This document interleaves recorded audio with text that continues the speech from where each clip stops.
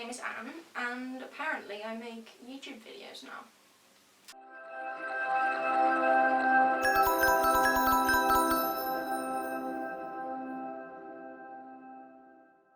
I thought I would make this first video on ways in books to ease you back into reading. Just because it's a very difficult situation that we're in. I want this channel to be a space to sort of tune out of that, but at the same time I think there's lots of ways in which books can provide comfort in these times, but it's so difficult to get back into reading. It's difficult to concentrate, it's difficult to pick up a book, it's difficult to finish a book. So here are some of the ways that I would go about it, and that I did go about it when I hit that slump. The first way to ease you back into reading, I would say the best way, the most comforting way, is rereading. Anything that's familiar to you is so comforting, is so lovely. Two of my recent rereads were The Name of the Wind, which I read when I was, first read when I was like 12. And it's a high fantasy book. I'm not used to reading this, especially not currently. I used to read a lot of epic fantasy, but just going back to that universe was so wonderful, and it's so well written, and you feel really understood. I think it's one of the lovely things about this, that even though it's high fantasy, it still has a way of connecting with any type of reader, I would say. But yeah, it was lovely. It was lovely to reread this. The other reread I did recently is The Secret History by Donna Tartt. This is one of my favourite books as well. It was really nice. I appreciated the writing a lot more rather than the plot. I wouldn't say it's particularly good to pick up if you've never read it to get you out of a slump, just because it's slow paced, it's a bit dense sometimes. But it was really nice as a reread, so there you go. Another category would be short stories. This has probably been said many times, but it's very good because you can dip into the book whenever you feel like it, and it's got a lower level of commitment, if that makes sense. So yeah, I'm not particularly well versed in short story collections, but this one is one that I remember sort of dipping into a lot when I was doing my creative writing module last year at university, and it's Roald Dahl's Complete Short Stories, Volume 1. I think he's got a very accessible style of writing, especially, I mean, obviously Roald Dahl's children's books are wonderful, they're amazing, totally recommend. But his adult stuff is so interesting, it's so mysterious, and it's a bit sinister. I don't remember it very well, but yeah, I remember that I read a couple of these and they were really good. So yeah. Next up is graphic novels and comic books. I love comic books. I had a big Marvel phase when I was younger, and these are just some examples. This one, Heartstopper, has been everywhere on the internet. It's by Alice Oseman, and it's very, very wonderful. It's just wholesome. It's a love story between two guys in high school. It's very, very sweet. The art and the font is the author's own handwriting, so that's really nice. And it's a super quick read, and yet it just makes you feel all warm inside. So check that one out. The next series that I was going to talk about for graphic novels, it's one that I've been really, really loving recently, and it's called Die. There's only 2 volumes published at the moment. They're written by Kieron, Gillen and Stephanie Hans.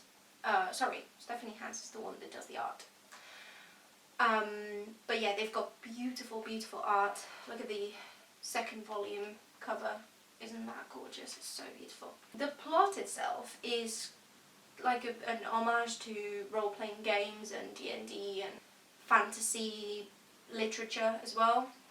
It's about this group of kids. They disappeared a few years back while they were playing a role-playing game, and then 2 years later they reappear, and then you follow them when they've grown up and how their lives have changed from that, and the game where they disappeared somehow appears again, and you see how they deal with that, and it's very exciting.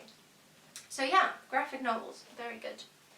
The next category is quick reads / short books, because not all quick reads are short books, and not all short books are quick reads. There's some that are very slow, actually. Some examples that apply to myself would be thrillers, for instance.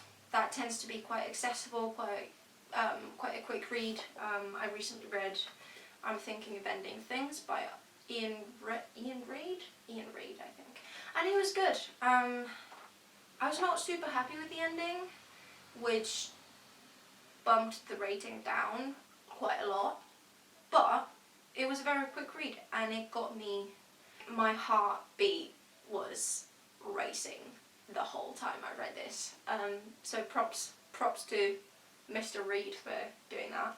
Yeah, middle grade books as well. The Percy Jackson series, I've only read the first one, and I read it at the beginning of this year, and it was wonderful, fantastic. Middle grade sometimes is overlooked, but it's very wonderful. There you go. Short books. Convenience Store Woman. Not necessarily for everyone. I found it to be a fascinating perspective on on retail workers. Anybody that's worked in retail, I think, will relate a lot to this. It's quite intriguing as well. It's about this woman that's worked most of her life in a convenience store. She's not even the manager, she's just an employee, and she's very happy with her life. It's a very quirky, very fun novel. I wouldn't say it's funny. A lot of people have said it's really funny. I just think it's very interesting, and definitely a quick read. I read this in a day. And the other quick read, which is not particularly short, is Sabriel. I don't know if you can see this. It's by Garth Nix. It's the first book in a trilogy / series called The Old Kingdom. YA fantasy, but more of a classic YA fantasy. It was published in the 90s, I think. I seem to remember. And it's this typical road trip quest fantasy story. It's got a nice, cute familiar. It's got powers. It's got a wonderful magic system, actually.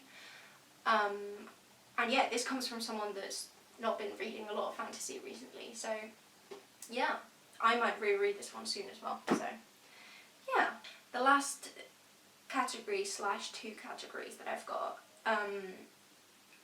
are something that I feel very strongly about, and that's poetry. I think poetry can be very comforting in ways that prose sometimes can't. Obviously the boundaries between prose and poetry have been blurring a lot. There's lots of books that are very poetic prose, and I really love that too. But poetry collections are very easy to get into. They're not daunting in the way that a full story might.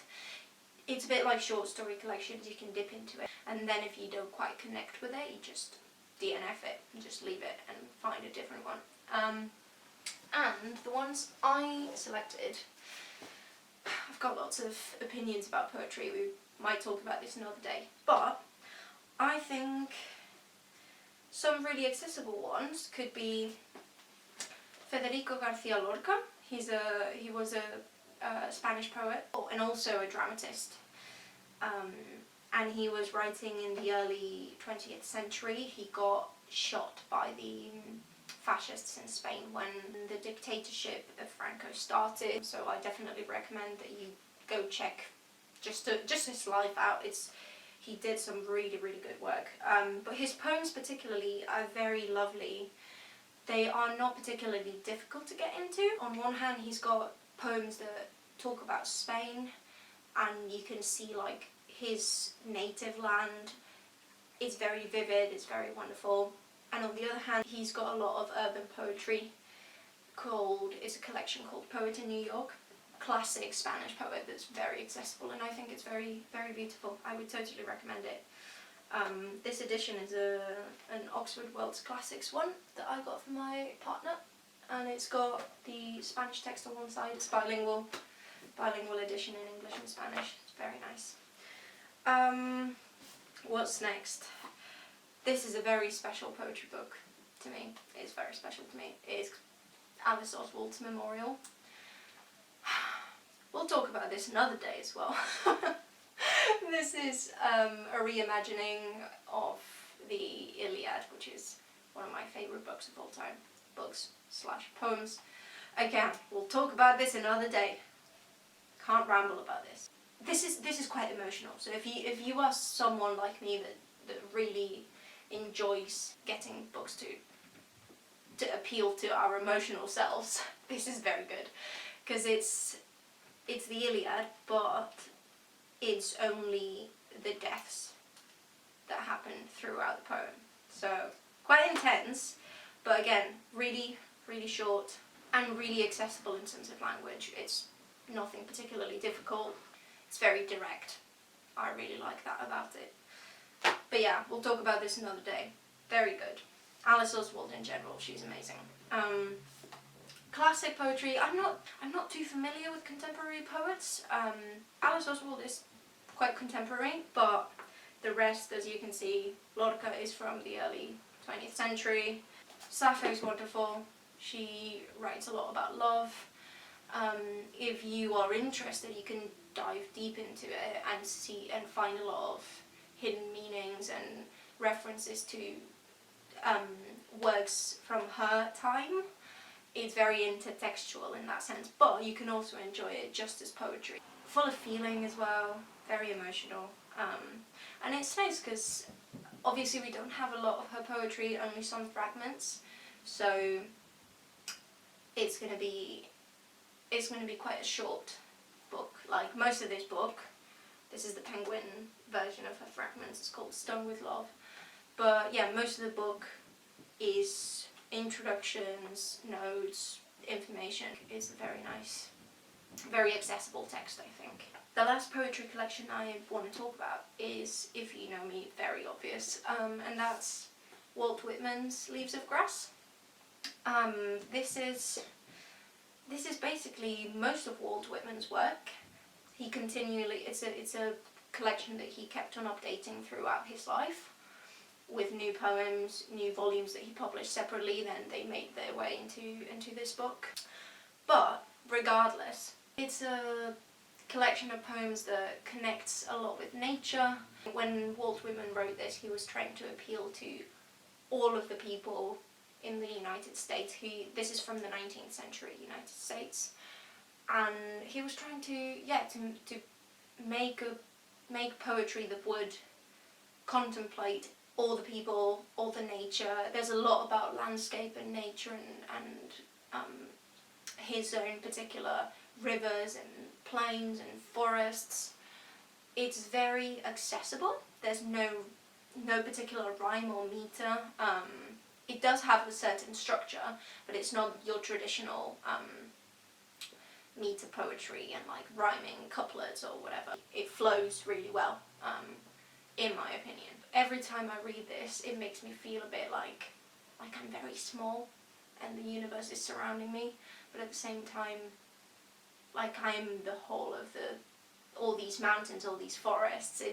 It's really lovely, and I think it's escapist in its own way, but also it makes the reader feel connected to the world that they live in, which is very important for these times where some of us can't even leave the house. So there you go. I hope this wasn't too long. I hope this was useful in some way. Tell me what you're doing to try and focus on reading and trying to get yourselves to enjoy reading again. If you've got any tips, because God knows we need it. And yeah, I think that's all for today. I hopefully will see you in the next video.